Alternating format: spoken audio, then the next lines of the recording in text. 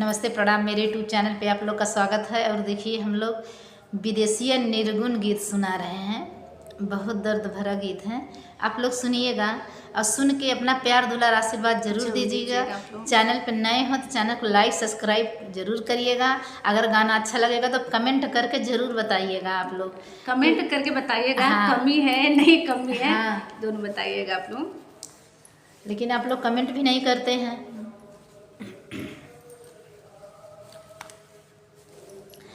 अरे छोड़वले पियवा, हे छोड़वले पियवा, जबरी नैहर के नगरिया मोर छोड़वले पियवा, जबरी नैहर के नगरिया मोर छोड़वले पियवा।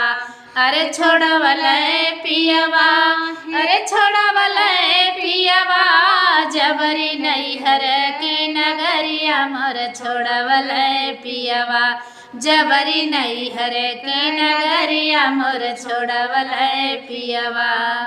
अरे माई से पूछले नहीं, बाबू से पूछले हो, बाबू से पूछले, माई से पूछले ना, बाबू से पूछले हो, बाबू से पूछले।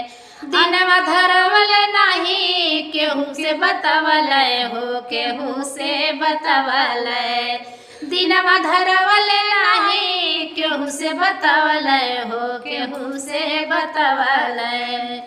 अरे दिहले बुझाए हमरे नहीं के दियना, दिहले बुझाई हमरे घर के दियना, जबरी नैहर की नगरिया मोर छोड़वले पियवा, जबरी नैहर की नगरिया मोर छोड़वले पियवा।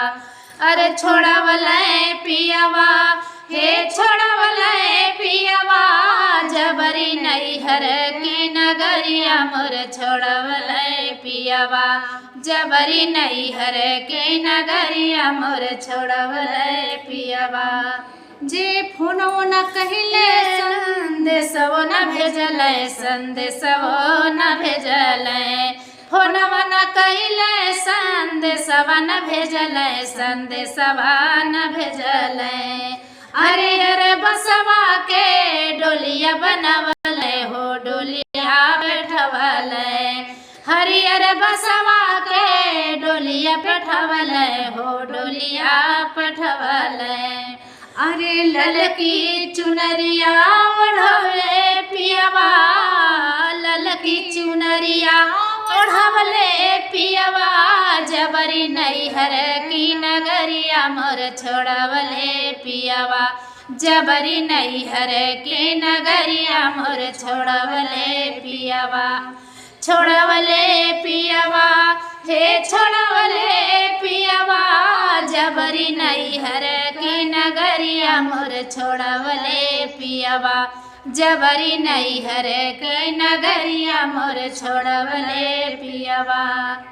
अरे कौन सिंगरवा नाही, कौन सिंगार नाही, सूरतिया सजवली, सूरतिया सजवली, कौन श्रृंगार ना, सूरतिया सजवली, सूरतिया सजवली।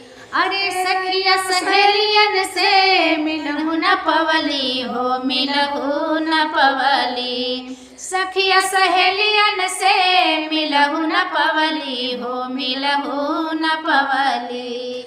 अरे अर्चना सावित्री जबरी उठावे डोलिया, अर्चना सावित्री जबरी उठावे डोलिया, जबरी नैहर की नगरिया मोर छोड़वले पियवा, जबरी नैहर की नगरिया मोर छोड़वले पियवा।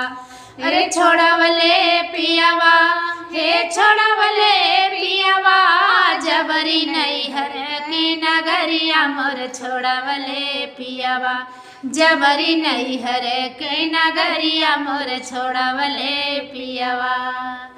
कैसा लगा प्लीज़ हम लोग का गाना आप लोग सुनिएगा। सुनिए, कमेंट करके ज़रूर बताइएगा कि हम दोनों लोग का गाना कैसा लगा। बड़े मेहनत करके दोनों लोग गाना बनाते हैं। हाँ, आप लोग सुन के कमेंट जरूर सुन लीजिए। आप लोग बहुत सुंदर सुंदर गीतें रहती हैं।